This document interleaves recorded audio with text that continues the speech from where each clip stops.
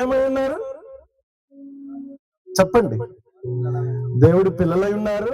2, దేవుడి మందిరాలుగా మీరున్నారు. దేవుని ఆలయముగా మీరున్నారు. హల్లెలూయా.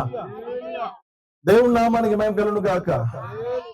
మీరు వారసులై ఉన్నారు. మీరు దేవుడి చేత పిలువబడిన వారై ఉన్నారు. హల్లెలూయా.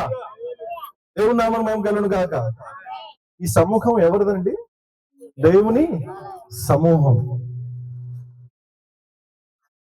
చిన్న ఎమ్మెల్యే వస్తేనే ఏమంటారు? చెప్పండి.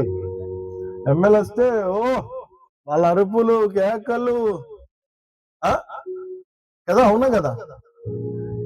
ఎమ్మెల్యేను నియమించిన వాడు మన తండ్రి. హలో, ఎవరండి? ఎమ్మెల్యేను నియమించిందే నువ్వు నమ్మిన తండ్రి. మరి ఆయన దగ్గర అలా ఉండాలి.